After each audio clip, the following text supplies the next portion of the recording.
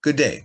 I'm Ian Dunlop. I'm the Chief Administrative Officer of the Village of Kaslo, and I'm here today to give you a presentation about our official community plan review process. Just give me a minute and I'll share my screen with you. All right, here we go. Let's start the presentation. So what is an official community plan? An OCP is a village bylaw that defines policies for land use and development. An OCP takes a long-range view to ensure that the needs of the residents can be accommodated in the future. All municipal and village policies, plans, and regulations must align with the OCP bylaw, so it is a very powerful guide to the village decision-making.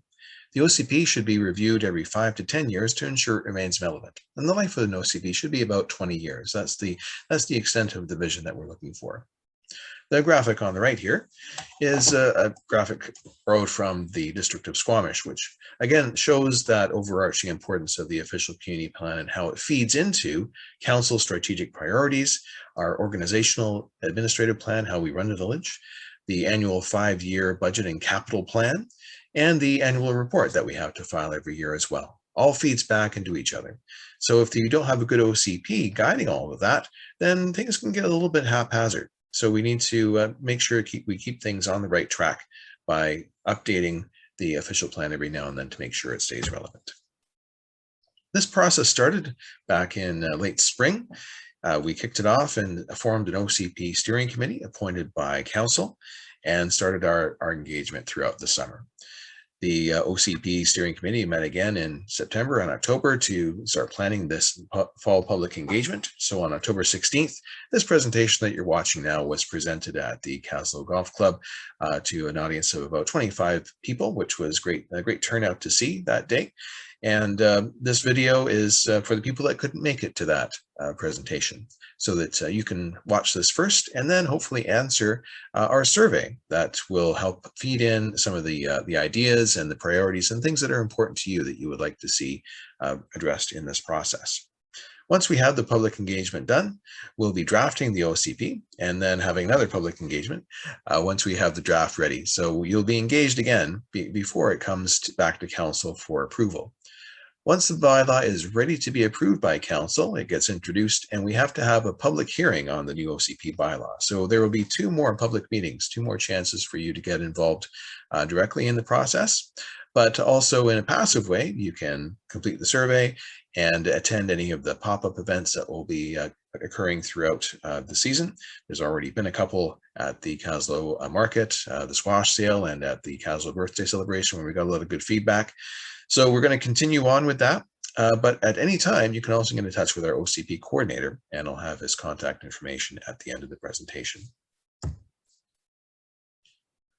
Through the process and in consultation with the community and our steering committee, these various themes were established that we want to focus on as we go through the update for the official community plan. So we have environment and sustainability, economic development and recovery, housing and future growth, parks, recreation and natural areas, history and heritage, Kaslo Bay and waterfront, land use, planning and special permit areas, infrastructure, technology and energy, and social health and well-being. Now you can see that this is a very broad range of topics and themes that we need to cover, and each of these main themes has sub-themes associated with it as well. So again, it just gives you an idea of how important this document is.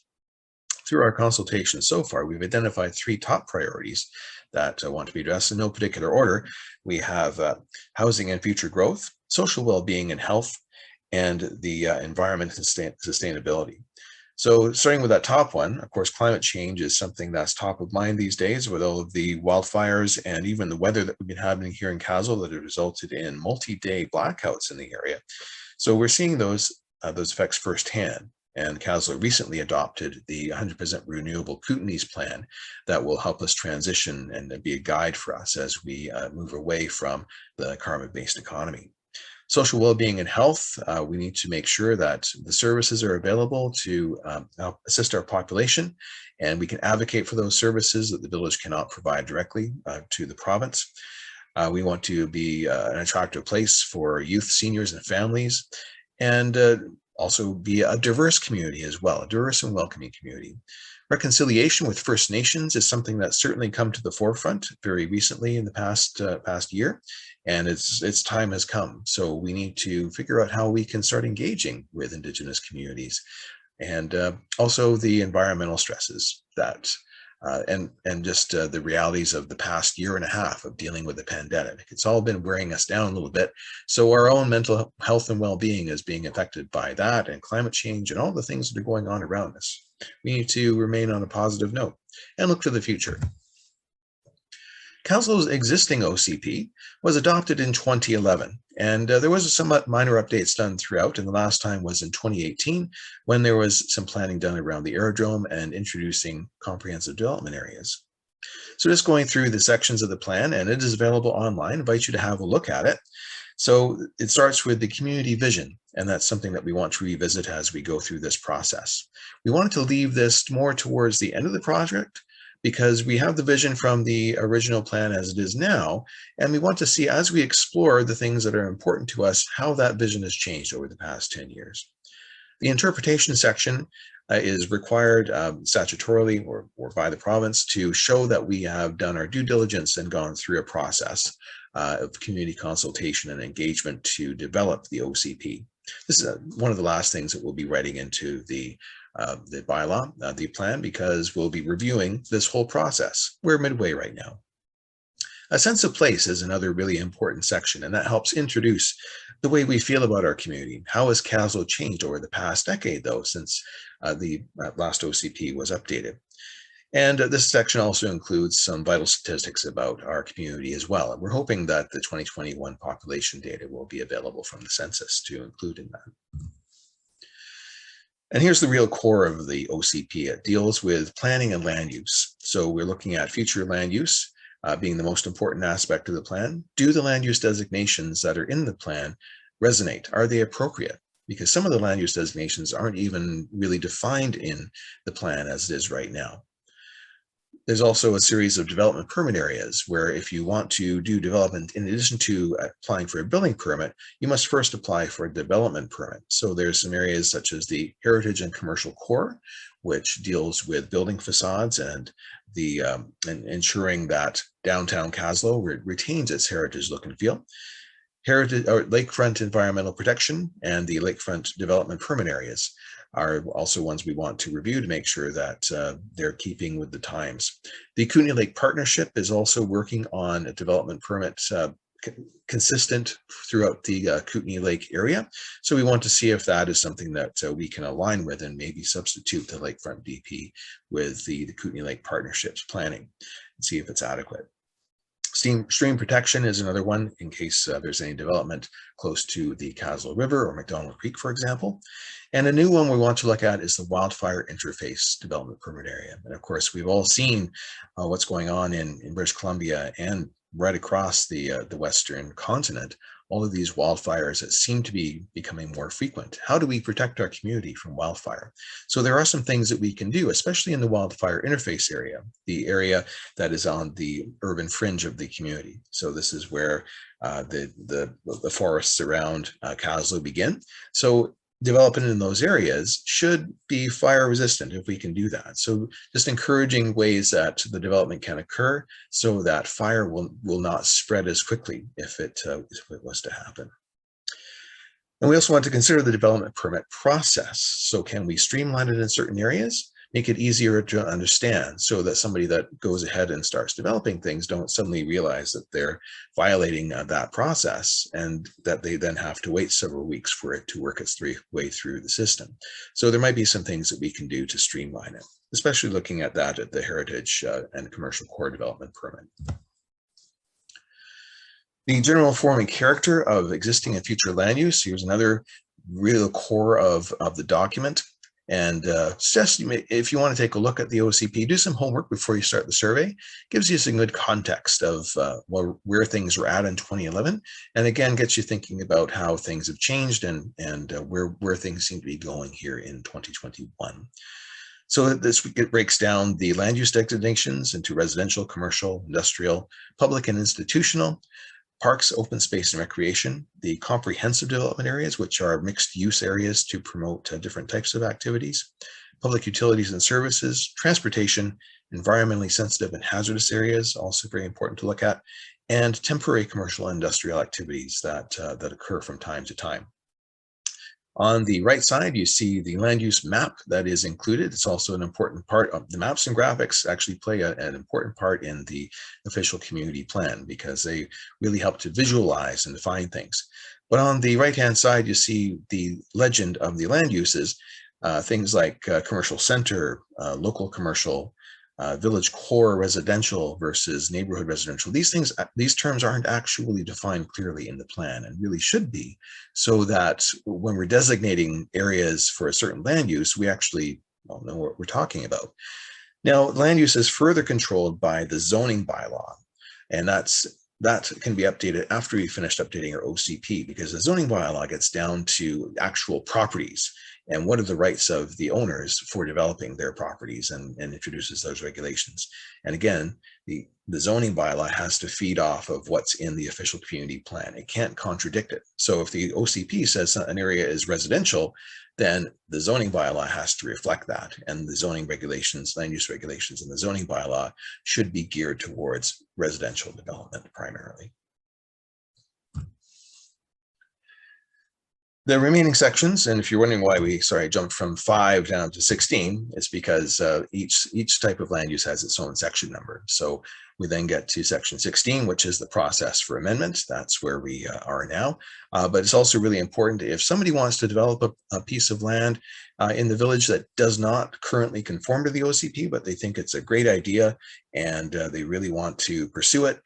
So say something that's, they want to do a commercial development in what's designated as a residential area, but they think it's compatible, they can apply for an amendment to the OCP, and then that will go through a public process, sort of shortened down version of what we're going through right now, so that can be considered fully by the community and then by council.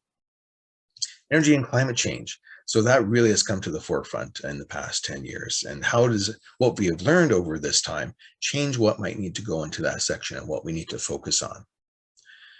The OCP also refers to several schedules. There's the food charter, terrain assessment, and this dates from the 1980s, so it'd be a good idea for us to try and get this up to date as well. A lot of the mapping that was done then is still paper maps, and we want to get that into our geographic information systems, our mapping systems. One of the things that I like tinkering with, so that that information is then more accessible and more accurate. The Heritage Forming Character Guidelines were developed in 1991 by Main Street Consulting. They're really thorough and actually wonderfully produced, and they provide the guidance on what the facades of the buildings in downtown Kaslo should look like. So we'll get into that a little bit more in a further slide. And then the mapping that helps define all the areas where these land use regulations are applicable and the development permits and everything else that goes with it. So here we are with a map. And one of the things we really want to focus on is the land holdings that the village has. And we recognize that there is a need for more housing in the community, housing of all types. And the village commissioned a study a few years ago called a land development study that examined all of the village's land holdings and gave some suggestions about what could go there and how the village could move forward, either with selling those properties or developing them on our own, or of course identifying areas that were not suitable to development. So this is the big one. So south of the Kaslo River, we have approximately 23 acres of developable land on either side of Arena Avenue. The area is also home to the recreational facilities such as the arena, the riding club, the tennis club, and our emergency services. The fire hall is there, and search and rescue are based out of that area. So examination of the Kaslo South area is an important part of this OCP review, and we want to be able to increase housing, but we also want to make sure it's done appropriately and sensitive to the type of landscape and terrain in that area and how we would be able to service it. Funding has been received from the province for detailed planning of the developable land, and that process will be kicking off soon, and that will be parallel to what we're doing in-house here with our OCP review. Now, the orientation has changed here, so now we're looking south. The previous map was looking north, but this is just looking towards Arena Avenue from the Kaslo River, identifying the parcels that are available. And you can see they're largely forested. Some of the areas have been cleared and fire smarted a few years ago.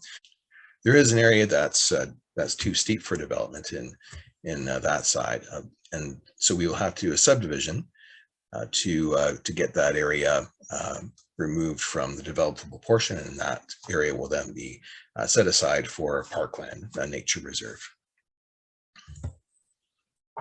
So the OCP can designate future land use, such as residential, commercial, industrial parks, and open space, and identify areas that are environmentally sensitive, such as wetlands, special features, or hazards, such as the steep slopes I just mentioned. Road services and lots can then be laid out. Planning and subdivision and development can be started by the village, or we can sell it to a developer to construct those services and lots subject to zoning regulations. This is just zooming into the northern portion of the lands that we have available. So to orient yourself, you can see on the right side there is the golf club and Oak Avenue, which is midway going down the highway hill towards the bridge.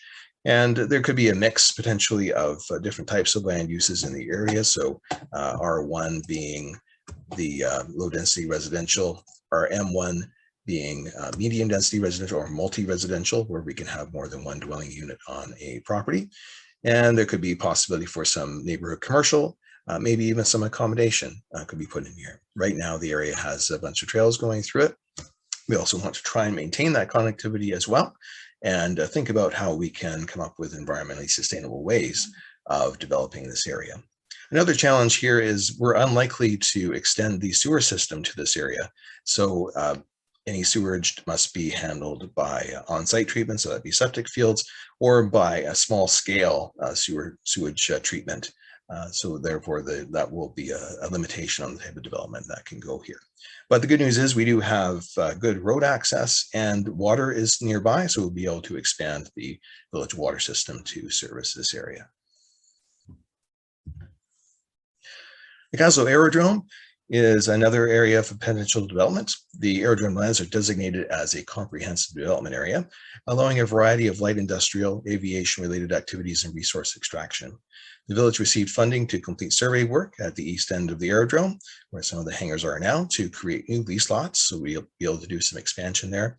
And the west end includes the gravel pit and cleared areas that could be used for light industrial if services can be extended there. And again, we have a bit of a challenge. We need to upgrade the road that's on the south side of the aerodrome and possibly close the existing road because it's too close to the runway. And we would have to see about extending electric service down to the end of the area as well, which could be quite expensive. So there may be some other alternatives that we could look at. What types of activities could be done that would not require us to extend the power lines. Infrastructure is an often overlooked thing. We take it for granted that when we turn the taps on, the water will run, the toilet will flush, and most of the village is served by municipal water, of course. And the downtown in Kaslo Bay have the sanitary sewer, which was successfully expanded in 2019. Kaslo can only grow, though, if the services are adequate to accommodate new development. So we do need to look at where we are now in terms of our capacity. How much more capacity do we have available to accommodate future development? And in what ways can we implement or encourage conservation so that especially on those hot days in the summer, we can try and save water by getting people to not water their grass so much? Because that was certainly a challenge this past summer when we had the heat wave. Our water treatment plant was maxed out in terms of the amount of water that was going through it. And new development should pay for expansion of those services too. So any new development should not be a burden on the existing tax base. Downtown heritage and history, of course, very important to our unique village. The OCP includes heritage design guidelines to preserve the foreign character of the commercial core. Any development, including minor exterior alterations like painting or signage, require a heritage development permit. The OCP requirements should aim for the right balance, though, between heritage conservation and encouraging new investment without onerous requirements to the businesses. And one of the things we've discovered is even just to paint the facade of your business, you do have to go through the heritage permit process. So this again will delay the start of your process by 4 to 6 weeks because it has to go to council and be reviewed. So we should look at that and how can we make it much more simple. If you're just doing some basic renovations, that it can just be handled administratively and your permit can be issued more quickly. If you are complying with the Heritage Design Guidelines. It's pretty straightforward. Very wonderfully prepared, some great detail there about the types of features that would go on to the front facades of the buildings, the cornices, the trim, just to keep things having that consistent look. And it can have that classic facade, but still be a modern building and behind, and does have to meet all of the code requirements. So it would be great to have a refresh of the Heritage Design Guidelines, make sure again that they're still relevant and that they are compatible with the current building codes. We also have to ensure that we're not running afoul of current legislation, because it has changed over the years. And now these types of design characteristics are typically limited to commercial revitalization areas, which of course downtown Kaslo is. So, but we do have to also keep in mind compliance with provincial legislation, which always rules over what a municipality does. Social well-being and health, as I mentioned, was identified as an important objective of this OCP review. So we need to consider residents in all stages of life. Plan for schools, identify the need and possible locations for expanded daycare and seniors housing. The OCP is a tool that can be used to advocate to higher levels of government for improved services. So for example, grant applications can be more successful if it can be shown that the objectives of the OCP align with the objectives of the grant program. Future expansion beyond our boundaries is also something that we should look at through this process. Right now, the village does provide water to outside of its boundary, and there is increasing demand for expanding that water system even further to the south. So is the existing village boundary adequate for us to provide those services? The OCP itself cannot authorize or approve a boundary expansion. That is a whole separate process that is determined by the province. But if we decide as a community that the boundary should be expanded to include areas that the village already serves, then that is something that could move forward at the community level and then be kicked up to the province for a decision.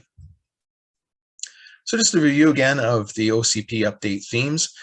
Feel free to refer to this table if you want to call back on this video. It is also going to be available online. And just again briefly on the public consultation process that we are going through.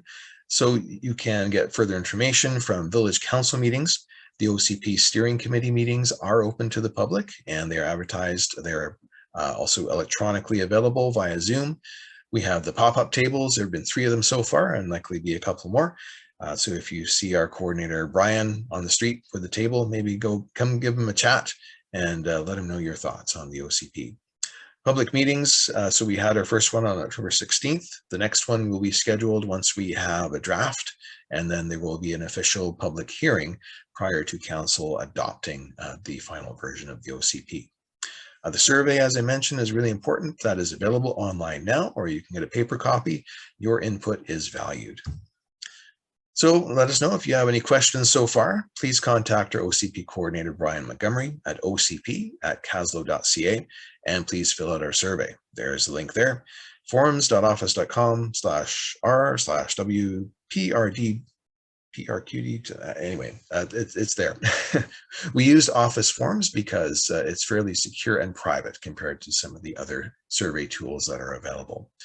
The next OCP meeting will introduce the draft plan, so keep your eyes out for that. It'll be coming up in 2 or 3 months' time. And I want to thank you very much for making it this far through the presentation, and I hope you enjoy the rest of your day. Thank you very much.